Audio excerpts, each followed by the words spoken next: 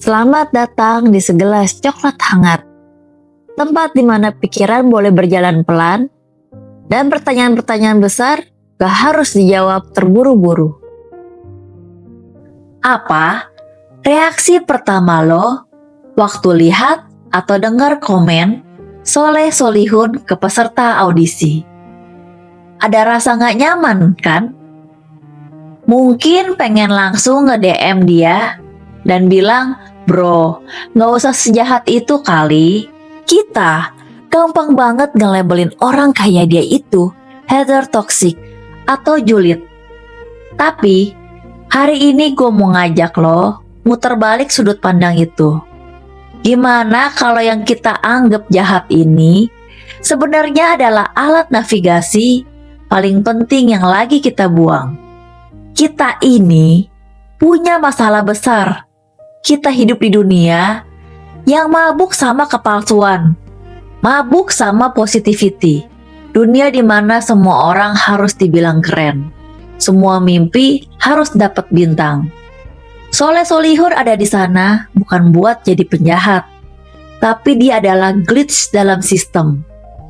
Dia adalah alarm kebakaran. Bunyinya emang nyebelin, tapi itu satu-satunya cara buat ngasih tahu kalau rumah kita lagi kebakar. Coba deh lo bedah. Di kursi juri, dia itu anomali. Dia bukan penyanyi, bukan produser. Dia nggak ngerti teknis vokal head voice atau falsetto. Juri lain menilai pakai telinga.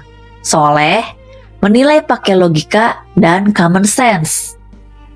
Dia nggak peduli seberapa tinggi nada lo. Dia peduli sama pertanyaan, lo sadar nggak sih lo lagi ngapain di sini? Dia datang dari latar belakang komika dan jurnalis. Tugas dua profesi ini adalah menelanjangi realitas. Jadi, ketika dia duduk, dia bukan lagi nyari bintang pop. Dia lagi nyari kejujuran eksistensi. Apakah peserta ini punya potensi atau dia cuma korban delusi yang harus disadarin? Dalam sistem sosial yang cenderung nyari kenyamanan, Soleh itu reality disruptor. Dia ngerusak tatanan. Dia ngelanggar skrip tak tertulis yang bilang sama peserta harus ramah. Dia ngomong apa adanya. Suara lo jelek, mending kerja yang lain aja. Kenapa ini penting? Karena tanpa orang yang berani bilang lo jelek, maka kata lo bagus itu gak punya makna. Kalau semua orang dibilang bagus, standar kita hilang. Mulut pedas Soleh sebenarnya lagi ngejaga nilai sebuah apresiasi. Biar kalau nanti ada yang beneran dipuji, kita tahu itu jujur, bukan basa-basi. Masalahnya, kita ini pasien yang manja. Kita alergi sama rasa sakit emosional hasil didikan toxic positivity. Good vibes only. Kalimat ini kedengaran memotivasi, tapi sebenarnya bahaya. Tanpa kritik keras, kita kehilangan kalibrasi diri. Bayangin, lo lagi nyetir mobil ke arah jurang. Temen yang baik versi modern bakal bilang, "Gas terus bro, yakin aja sama jalan lo." Tapi Soleh, si mulut racun, bakal teriak, "Woi goblok, rem, di depan ada jurang." Caranya kasar, nadanya tinggi, tapi dia nyelamatin nyawa lo. Kita lebih suka dibohongi dengan sopan daripada diselamatkan dengan kasar. Kenapa? Karena ego kita rapuh. Ini bawa kita ke poin psikologis yang paling krusial. Illusory superiority. Kecenderungan orang yang gak kompeten ngerasa dirinya jauh lebih jago dari aslinya. Delusi.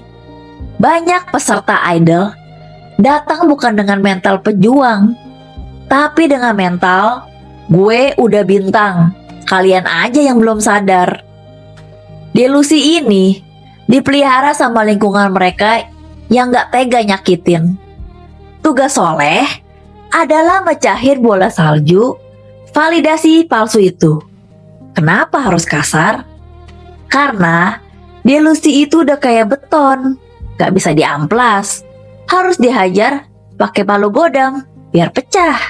Soleh memotong delusi itu secara brutal.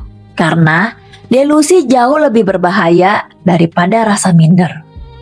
Dengan matahin harapan mereka di awal, Soleh sebenarnya lagi ngehemat waktu mereka 5-10 tahun ke depan.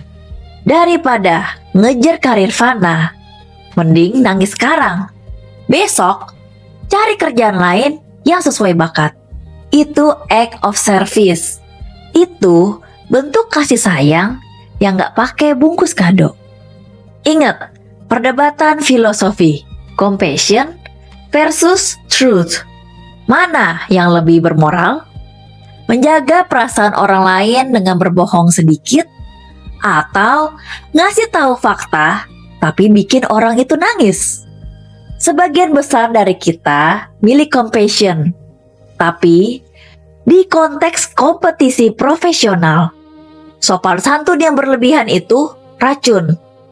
Soleh mengambil posisi dokter bedah. Kebenaran yang pahit jauh lebih bermoral daripada penghiburan yang palsu. Setiap sistem sosial yang sehat butuh penjahat yang rela dibenci demi menjaga standar. Soleh itu martir, bro. Dia nanggung dosa kolektif satu studio. Dia dibenci netizen, tapi diam-diam kehadirannya sangat dibutuhkan. Tanpa dia, saringan itu jebol. Sampah bakal lolos jadi emas. Dia penjaga gerbang realitas. Dia maksa peserta dan kita buat nanya ke diri sendiri. Apakah gue beneran jago? Atau gue cuma dikelilingi orang-orang yang gak tega nyakitin gue? Mari kita bedah perbedaan fundamental antara mulut manis dan mulut racun. Mulut manis itu enak, bikin tidur nyenyak. Tapi hati-hati, dalam dosis berlebihan, mulut manis itu pembunuh berdarah dingin. Karena punya efek samping fatal, menunda kegagalan. Mulut manis ngasih harapan palsu yang ongkosnya mahal banget, waktu. Sebaliknya, mulut racun itu akselerator kesadaran. Soleh bilang, lo gak lucu, mending lo pulang. Sakit, malu, tapi ilusi peserta itu runtuh detik itu juga. Dia gak bakal buang waktu 3 tahun lagi. Dia banting setir lebih cepat. Mulut racun itu mempercepat kesadaran. Dia nyelamatin aset lo yang paling berharga. Sebagai penutup, gue mau lo bawa metafora ini pulang. Soleh Solihun di kursi juri itu bukan villain. Dia adalah alarm kebakaran di sebuah gedung yang penuh asap mimpi. Alarm yang sopan gak ada gunanya. Alarm harus nyebelin supaya lo bangun dan nyari jalan keluar sebelum atapnya rubuh. Jadi besok-besok kalau lo dengar kritik pedas entah dari Soleh, dari bos lo, atau dari temen lo yang paling kurang ajar, tahan dulu marah lo. Dengerin isinya, rasain perihnya. Terus tanya sama diri lo, ini orang jahat mau jatuhin gue, atau dia satu-satunya orang yang cukup peduli buat kebangunin gue dari tidur panjang? Karena kejujuran sebrutal apapun bentuknya adalah bentuk cinta yang paling murni. Terima kasih sudah nonton. Jangan lupa subscribe.